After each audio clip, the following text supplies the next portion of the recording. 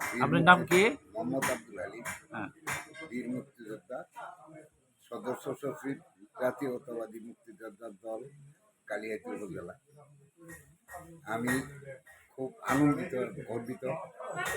টাঙ্গাইল জেলা মুক্তিযোদ্ধা, জাতীয়তাবাদী মুক্তিযোদ্ধা দলের সভাপতি এবং সেক্রেটারি মহোদয়, এবং তার মধ্যেও বেশি গর্বিত বাংলাদেশ জাতীয়তাবাদী দল বিএনপি ঢাকা বিভাগের সাংগঠনিক সম্পাদক বেনজির আহমেদ টিটু ভাইকে অভিনন্দন এবং শুভেচ্ছা জানিয়ে আমি 2-4টা কথাই বলব। আমি কালিহাতীর মুক্তিযোদ্ধাদের জন্য যথেষ্ট চেষ্টা করব যাতে বিএনপির মনোভাবা যত মুক্তিযোদ্ধা আছে তাদের নিয়ে আমি একত্র থেকে টিটু ভাইয়ের হাতকে শক্তিশালী করতে পারি, এই আশা ব্যক্ত করি আমি শেষ করছি।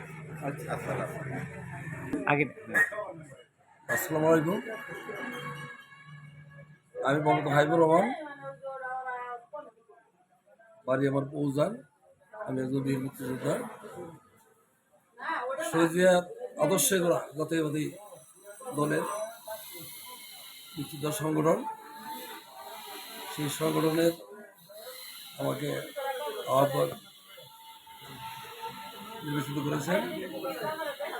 আজকে সত্যি সত্যি আমি খুব আনন্দিত।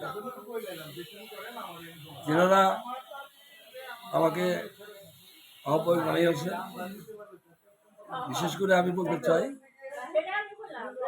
কালিহাতীর 4 লক্ষ ভোটারের অভিভাবক, আমাদের নেতা বেনজির আহমেদ টিটু সাহেবের প্রেরণায় আমরা জাতীয়বাদী দলের আহ্বায়ক হয়েছি।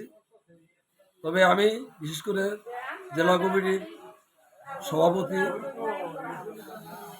মোহাম্মদ খালেক মন্ডল, সম্পাদক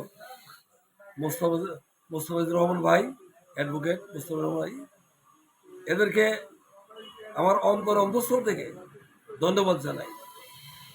কারণ ওনারা এই জাতীয় দলের মুক্তিযোদ্ধার সংগঠনের কাজগুলো করার জন্য, যেহেতু আমাদের কালিহাতীতে আমাদেরকে ওনারা নির্বাচিত করেছেন, তাই কালিহাতীর মুক্তিযোদ্ধাদের মানে সুখে দুঃখে পাশে থেকে আমরা যতটুকু পারি আমরা তাদের কাজ করে যাব, এটুকুই আমরা প্রতিজ্ঞাবদ্ধ।